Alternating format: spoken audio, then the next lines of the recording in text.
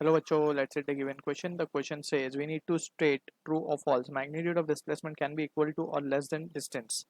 So इस question का जो key concept होगा that is the concept of difference between distance and displacement. तो पहले हम दोनों को define करते हैं and then we will try to understand what exactly will be the answer for this. So यहाँ पे हम पहले तो बात कर लेते हैं distance की. So distance को अगर हम define करें so it is the actual path length traveled. It is actual path length traveled, right? अब हम बात करते हैं डिस्प्लेसमेंट की. तो डिस्प्लेसमेंट की अगर हम बात करें so it is the shortest distance between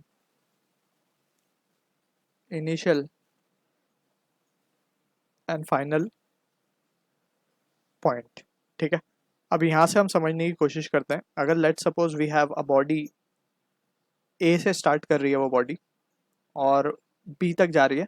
let's say it is covering 2 kilometre distance. ठीक है, एंड अगेन बी से वो वापस आ रही है सी तक इस तरीके से, ये डायरेक्शन में, इस डायरेक्शन में वो वापस आ रही है. ठीक है, ये पॉइंट है हमारा C and it is coming 1 kilometre in this direction. तो यहाँ पे हम देखेंगे, अगर हम बात करेंगे डिस्टेंस की, सो डिस्टेंस जैसे डेफिनेशन में हमने डिफाइन किया, it is actual path length, कितना एक्चुअली वो पाथ चला है. तो 2 kilometre plus 1 kilometre that will be 3 kilometre.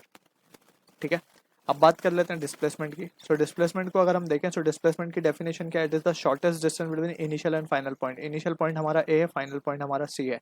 सो इन दोनों के बीच की जो डिस्टेंस है वो क्या है, 2 - 1 that is 1 kilometre. 2 - 1 that is 1 kilometre. तो यहाँ पे हम देख सकते हैं कि डिस्टेंस जो है वो ज़्यादा है compare to displacement and this is always true. Distance का जो वैल्यू होगा, distance will always be greater than या फिर इक्वल टू डिस्प्लेसमेंट. लेकिन डिस्प्लेसमेंट कभी डिस्टेंस से बड़ा नहीं हो सकता. एंड प्रिसाइजली हम बात करेंगे डिस्प्लेसमेंट की मॉड की, that is the magnitude, because displacement एक वेक्टर क्वांटिटी है, उसके पास डायरेक्शन है. क्योंकि हम देख सकते हैं जब हम ए से बी गए तो हम +2 किलोमीटर चले, और जब हम बी से सी आए तो डायरेक्शन रिवर्स हो गया और हम -1 किलोमीटर चले, तो 2 - 1 विल बी द 1. ठीक है ना, तो इस तरीके से भी कैलकुलेट डिस्प्लेसमेंट.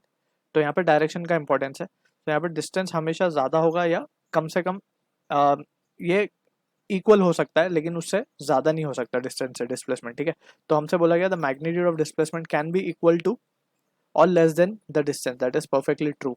डिस्प्लेसमेंट का मैग्नीट्यूड हमेशा डिस्टेंस से कम होगा या इक्वल हो सकता है. तो true will be the answer for this. I hope you understood the solution. All the best.